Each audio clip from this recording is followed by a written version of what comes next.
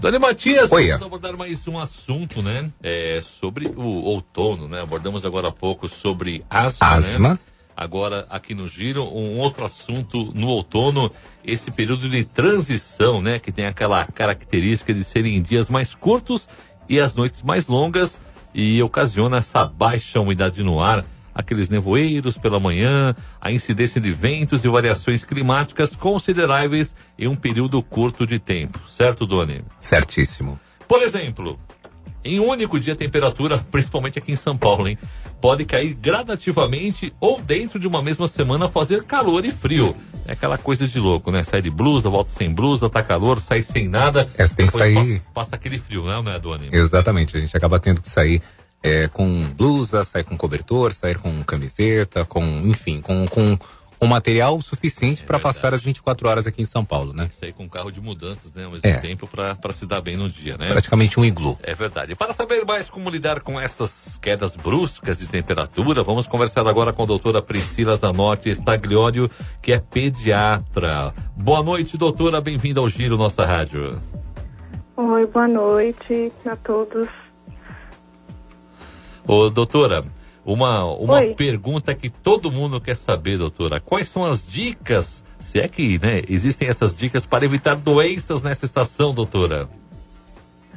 Bom, principalmente a gente tem que pensar na higiene, né, das crianças, sempre lavando a mão, evitar ambientes fechados, deixar o ambiente arejado. Porque os vírus, as bactérias, elas têm preferência pela umidade, né? Então, por isso que essa época do ano é uma época tão complicada, com tantas doenças respiratórias. Uma boa noite, doutora. O Doni que fala com a senhora, tudo bem? Boa noite, tudo. Doutora, manter a vacinação em dia, claro que é um dos pontos importantíssimos, né? Para que a gente possa prevenir as doenças das crianças, né? Mas existe alguma vacina específica para essa época do ano que seja importante de ser tomada? A gente sabe também que tem a vacina da gripe, né? É essa mesma, né? A gente tem que, além do calendário vacinal estar em dia, bonitinho, a gente tem que, nessa época do ano, tomar a vacina anual da gripe. Esse ano já começou, né? Então é muito importante para as crianças abaixo de 5 anos. Nas crianças que não são abaixo de 5 anos, só com doença crônica, que, por exemplo, a asma, nessas crianças é indicada a vacina da gripe. E é muito importante porque a gripe é uma das principais causas de hospitalização de doenças respiratórias, então tem que ficar muito atento nessas crianças. Doutora, existe uma dúvida aqui dos ouvintes, né? Já está saindo até aqui em nossas redes sociais, em relação, eles têm dúvida se a vacina é feita em 2 doses, se é feita numa dose só única agora, se houve mudanças. Não, é uma dose só. Ela é anual, mas é uma dose só. Uhum. Tá certo. Ô, doutora, e com relação à alimentação, já que é importantíssimo para manter a imunidade, né, da criançada sempre bem estabilizada, né? Com que tipo de alimento, qual tipo de alimentação que os pais devem preparar para as crianças? Primeiro, lembrar muito da água, né, que é o mais importante, sempre tomar muita água. Nessa época do ano a gente esquece um pouco de tomar água, não pode deixar de esquecer, não pode esquecer. Outra coisa importante é a origem do alimento, ser orgânico principalmente, quanto mais natural melhor, porque as vitaminas estão intactas, os alimentos processados eles já não têm todas essas vitaminas. Lembrar, no prato da criança tem que ser colorido, tem que ter todos os ingredientes, tem que ter a verdura, o legume, o carboidrato, a leguminosa e a proteína. Então, tendo todos esses ingredientes, um prato colorido seria o ideal para a criança. E também não esquecer das frutas, né? Tá certo. Uma outra dúvida que gera nos pais também, uma criança muito agasalhada em excesso, assim, é prejudicial também, doutora? Sim, porque acaba suando e desidrata um pouco. Então, assim, tem que ser tudo sem exagero, né? Então, tem que ser, conforme você está se sentindo bem, seu filho também vai estar. Então, não adianta você estar com uma blusa, né, só uma manguinha, e seu filho você encher de blusa. Então, tem alguma coisa errada aí, né?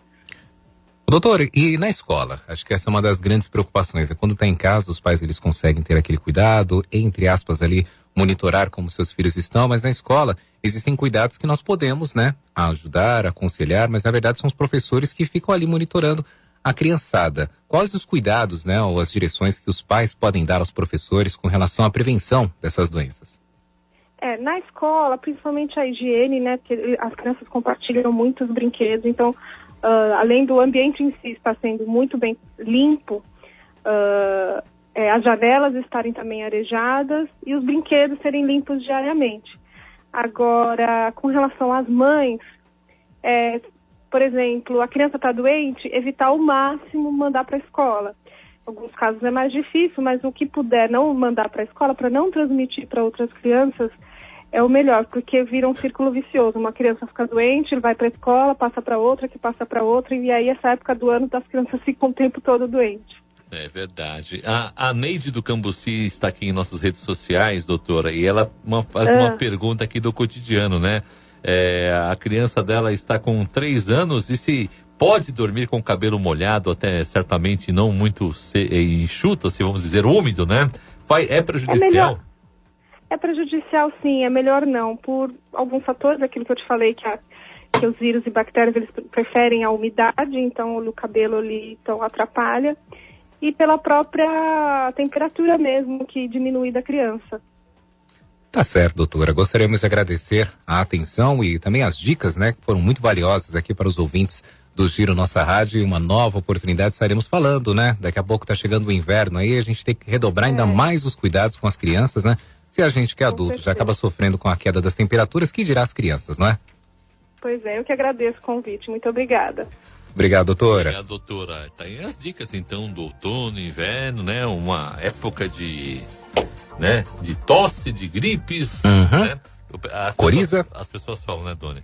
Mas não é só no outono e inverno que as gripes aparecem, mas eu acho que aparecem mais no outono e inverno, sim, viu? Eu acho que sim, né? Principalmente quando se trata de transporte público, né? Que a gente fala com as crianças, né? Pois é. Às vezes tem pais que levam crianças também no transporte, ou até mesmo, né? Na perua escolar, né? A criançada, justamente, até cuidado que a doutora Priscila citou, quando a criança tá um pouco adoentadinha, poxa vida, não manda pra escola, porque senão vai virar um círculo, né?